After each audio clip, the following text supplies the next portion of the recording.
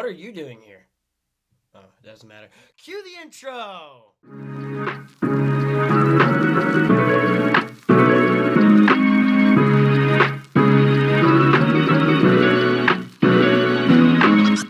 Hello, ladies and gentlemen, and welcome back to the Takle Talk Network. This is the start of Season 2.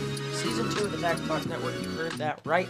And today is episode 7. We're going to be talking about the start of NFL free agency, trade rumors, the NFL Combine, and there's going to be a play that's going to be banned from the NFL. Maybe, just possibly. But let's get into it. First things first, here's some key dates. So for free agency, there's a franchise tag window for each team in the NFL. Starts from February 18th and goes to March 4th. Then right after that, after March 4th, you have a little bit of a tampering period from March 10th to March 12th, where it's legal tampering period. So if you've already been in talks with certain teams, like if you're Cooper Kupp with the Rams, then you can already go ahead and get a trade going, or you can also go ahead and get some free agents, hashed out some contracts, so that way when March 12th rolls around, you can sign those free agents. So basically the legal tampering period is where you're in talks with certain free agents, and then you can get their opinion on what they want to get. Either it's a bag or just a league minimum deal, depending on who you're talking to in free agency. With that being said, there are some key free agents out there right now, and I'm going to key off on some of those key free agents for each team. On some of the offensive side positions, we got Sam Darnold, Justin Fields, Aaron Rodgers, the GOAT. You can't forget about Aaron Rodgers, who was better when he was a Packer. I'm sure I'm not the only one that knows that. Aaron Jones, Nick Chubb, T. Higgins, Amari Cooper, Stephon Diggs, Hollywood Brown, or Marquise Hollywood Brown, Chris Godwin, Mike Gesicki, Zach Ertz, Ronnie Staley, Alec Jackson, Kevin Zeitler, Patrick McCarry, Josh Myers, Bradley Bozeman, Trey Smith, Mekhi Becton, Morgan Moses, and Kelvin Benjamin.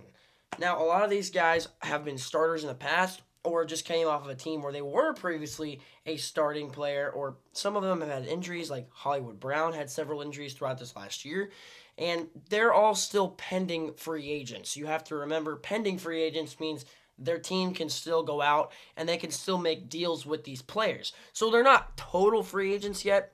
There are a couple of total free agents like Aaron Rodgers and Cooper Kupp, who I've already mentioned, that the teams have said, hey, we're going to let you go. Go ahead and go and try and find another team.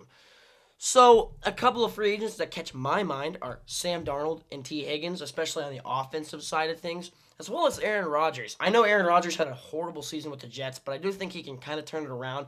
With a new team, he could be an easy bridge quarterback, and as long as he shows up to training camp and doesn't go on a darkness retreat, I think Aaron Rodgers is actually a decent player to pull out of free agency. Now you have Sam Darnold, who is coming off of an MVP caliber season. He was very, very good until the playoffs, but we don't talk about that. And the fact is, I don't think the Vikings are really going to have what it takes to re-sign him. I mean, they can. It's that easy. You can re-sign their quarterback, even though you're going to have to pay him a lot of money. But they already have J.J. McCarthy, and he's going to be coming off an injury. He was injured his entire rookie season. He tore his ACL, I believe, is what it was, or he had to have surgery.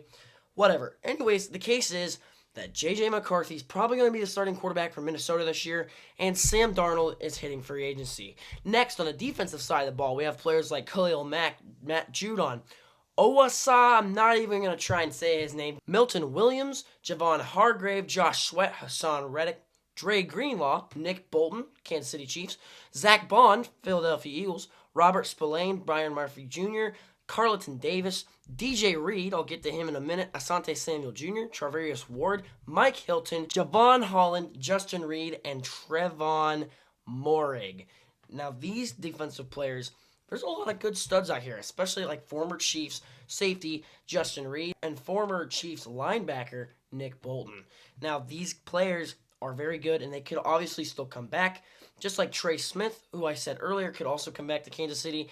Most likely, Kansas City is going to re-sign one of these guys, if not trade another after getting franchise tagged, but we'll still see. We're still in the franchise tag period. However, it just started a couple days ago. Another intriguing free agent I have my eyes on that's probably going to be re-signed is Zach Bond from the Eagles. He just came off of a very low deal with the Eagles, and I think that he proved that he's a very good linebacker, seeing that he was an all-pro selection this year for the Philadelphia Eagles. So I do think that he's going to get re-signed, but we'll just see. The Eagles have a lot to do with their cap space, even though they don't have very much, because last offseason they went ahead and extended A.J. Brown and Devontae Smith, and you're paying Jalen Hurts top 5 quarterback money. Now, DJ Reed is a very intriguing option at corner, especially coming from the New York Jets. I know he was their cornerback too, right behind Sauce Gardner, who is a young stud. There's no question about it. Sauce Gardner is one of the best corners in the NFL. But one of the best second or slot corners in the NFL is definitely DJ Reed. DJ, 5'9", 188-pound corner, a stud from K-State. Go Cats. This guy has recorded 52 tackles this past season, and he was tied for 25th in the league with 11 pass breakups, or PBUs. He also recorded a sack this year, which was kind of cool. The Jets' defense was not that great. I don't care what anybody says. I know it was probably the best part of their team, but the Jets were just a dumpster fire everywhere. Davante Adams and washed Aaron Rodgers couldn't even save that team. And that's saying something. Sorry, Jets fans. But anyways, DJ Reed, I mean, this guy is probably a stud in free agency, and he's a top corner, and he's going to go get a bag somewhere and be a number 1 corner. A couple of other free agents I saw, especially in the special teams side of things, you got Nick Folk, Brandon McManus, Brian Anger, punter from the Cowboys, and Riley Dixon. Now, probably the best player in this bunch is Brian Anger from the Cowboys, because the Cowboys had to do a lot of punting this year. And Cowboys fans, I am sorry that you had to witness that. Not really. Go Chiefs. Some other news, not necessarily great for my Chiefs, but we are the number 1 team tied with the Minnesota Vikings and the Philadelphia Eagles for having the most free agents out there. We have Trey Smith, Nick Bolton, Justin Reed, and Hollywood Brown. I'd really love to see all these guys come back, but I don't really think that's possible, and based off of our cap space. However, the cap space, by the way, last week when I wasn't recording, it did go up to a league high. The new cap space will be anywhere from $265 to $281.5 million, granting each team an extra probably $9 million in cap space. And for the Chiefs, that is huge, especially for trying to re-sign these free agents. Now, is it probably going to happen? I don't really know, but I guess we're going to have to wait it out and see. On next, I have to talk to you about some major, and I mean major, big trade candidates. There's a big list of them this year. This list of free agents includes Matthew Stafford from the Rams, Devontae Adams from the New York Jets. Then we have Myles Garrett, defensive end for the Cleveland Browns. T. Higgins, wide receiver for the Bengals. And yes, I know T. Higgins is also going to be a pending free agent, but there's been some noise going around that he might be traded before the end of free agency, or the Bengals might be able to franchise tag the man and then trade him off. T. Higgins would be a great trade candidate. However, the Bengals have their own problems going on because they need to freaking extend Jamar Chase. And he's probably going to be getting paid the number 1 overall receiver in the league. Even though I don't think he is the best receiver in the league, just hot take for a minute. I still think it's Tyreek Hill, even though he had a very pitiful year this last year. But you never really know, especially with guys in the NFL. It comes and goes. Take Peyton Hillis, for instance. That guy was a one-hit wonder and then never showed back up again. But back onto the grand scheme of things, we got Christian Kirk, Quay Walker, Kyle Pitts, Derek Carr, Bryce Huff, Adam Thielen, and Cole Kmet. Those are some of the biggest trade outlets or biggest trade targets for certain teams this year so far early on in this season. Now, Matthew Stafford is an interesting one. He wants to stay in LA, or at least that's what he's implying, and that's what the Rams want too. But so far, they have not been able to come to an agreement on a contract. The Rams have told Matthew Stafford that him and his agent can start searching for other teams to get traded to. Now, do I think that they're going to get another quarterback and certain picks that they got for him a couple of years ago? I'm talking to you, Jared Goff, when they traded to the Lions and made that quarterback switch. No, but I do easily think that they could probably get a first round pick if it's a later first round pick, or a couple seconds, or easily a couple of thirds, and maybe a fourth round pick out of Matthew Stafford. It's not a lost cause. I mean, he is an older quarterback, but I still do think he's definitely in the top 10. Probably not in the top 5, but at least close when it comes to quarterbacks in the NFL. Another intriguing trade target for me was Davante Adams. Now, I know people think he's washed. I mean, he was on the Las Vegas Raiders, and the Raiders weren't that good, and he was on the Jets, and the Jets were horrible. Oh, let me rephrase that. Pitiful. The Raiders and Jets were both dumpster fires. There's no way around it, but Davante Adams, I still think he has what it takes to put on a decent season this next year, and guess where his number one trade destination is? It is none other than the Green Bay mother-loving Packers. Now, the Packers' very own Josh Jacobs, who replaced Aaron Jones last offseason, has been kind of shoving the needle on this idea and getting the Green Bay Packers like, hey, we need a number one overall receiver because all our receivers are young and they were rookies a couple years ago and they keep on getting hurt. So why don't we go get a veteran in Davante Adams who knows the system and knows the playbook and knows the stadium? I think it's a great idea. I think we should most definitely do that as a Packers fan, but I'm not a Packers fan. Sorry, Tom Grassi. But anyways, Packers fans, I think you'd love to hear this. I don't think you'd mind having a number one receiver in Davante Adams, and I don't think it's going to cost that much to trade for him. Probably a fourth round, fifth round pick if you're lucky, and who knows, it might be a sixth or seventh round pick. And yes, we had to go to defense for this one. Myles Garrett for the Cleveland Browns. This guy is a menace. I mean, last year he had 14 sacks, 83 pressures, 56 quarterback hurries, and his pass rush grade was a 92.8. This man is still one of the greatest defensive ends in the NFL. Now, the Browns cannot, I repeat, cannot re-sign this man to a contract, seeing that they paid Deshaun, I'm hurt and I can't stay out of people's places, Watson, because they're $28 million in the hole, and they've got a quarterback that won't even play for him because he's hurt all the time. Whatever.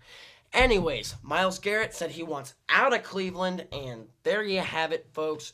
Myles Garrett is probably going to go to some team that can afford him. I wouldn't be surprised if the Raiders try and swing a trade for him. That would make that D-line ridiculous. You'd have Christian Wilkins, when healthy, Max Crosby, and Myles Garrett on that D-line. That's insane. I would love to see that. Up next, before we get on to some new league changes or possible league rule changes, we have to bring you the NFL Combine. Yeah, it is happening all this next week. Technically, it's already started. It started back on Sunday, where you had early player arrivals from D-line and linebackers and place kickers, or punters and kickers for those of you that don't know.